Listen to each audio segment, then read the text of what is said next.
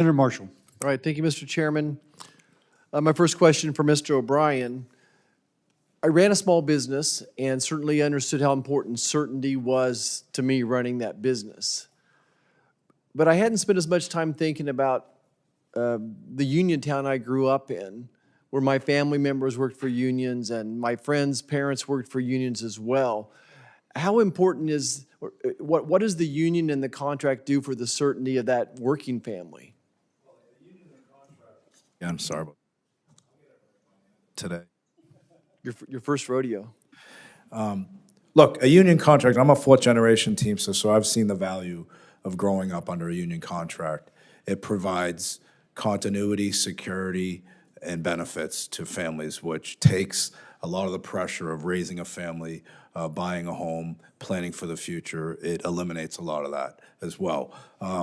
You know, there's this fallacy that a contract or an organized workforce, the intention is to put that small employer or that business out of business. That is not the intention. I negotiate contracts with the largest corporations down to small mom and pops.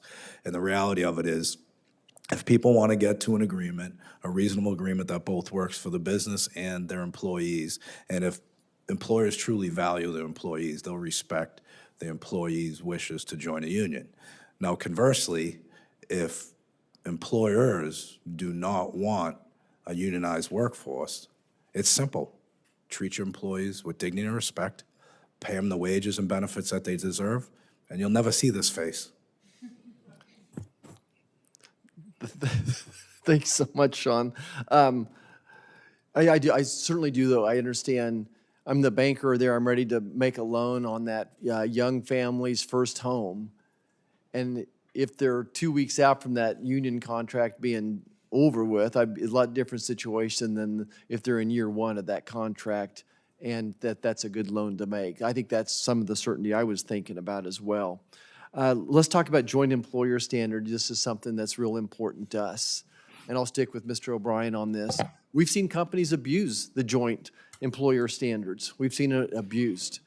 On the other hand, I'm a big supporter of franchises and think that they do a great job, and it's a great opportunity. They've given so many people their American dream of owning their own business, and I think it's great for women, for veterans, for minorities, great opportunities as well.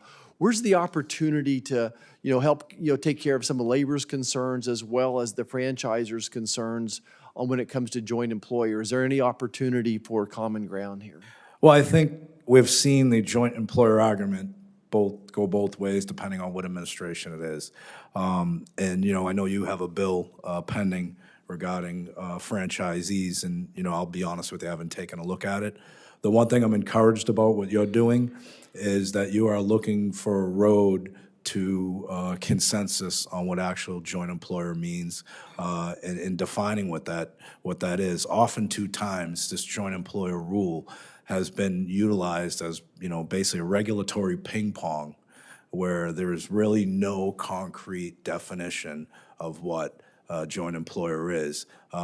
We have our own arguments in our own arenas when you're talking about Amazon and big corporations like that, but hopefully with some of this legislation you're putting forth and the conversations, I think what's more important than anything is having conversations and having disagreement, but the disagreement and dialogue leads to a solution that everybody can understand. You may not agree with it, but if there is a concrete definition of what it is, let's just follow what it is and enforce it accordingly. Give us all some certainty. Mr. Kaplan, I wanted to go to you next. What would be a reasonable amount of time, in your experience, for a newly unionized workers to reach a first collective bargaining agreement? Maybe it's a time frame or a range of time. What would be reasonable in your experience? I think the unfortunate truth is that it doesn't lend itself to that sort of a clear-cut rule.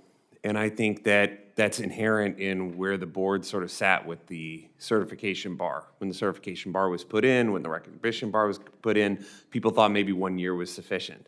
I think that in the current environment where the issues that are being addressed by these collective bargaining units have changed significantly, Just recently, there's been suggestions of political issues coming up in collective bargaining, et cetera. In that sort of a backdrop where the issues have become far more complicated, you're in a much different situation than you were when those bars were put in place. So I guess the question isn't, and I guess that what's fall back on the question is are you bargaining in good faith? Not is there a prescribed amount of time that these things could be met for everyone? Because not every shoe will fit every single individual. And I don't think it's always clear that 30% means that it was a breakdown. Thank you, Senator Hickam.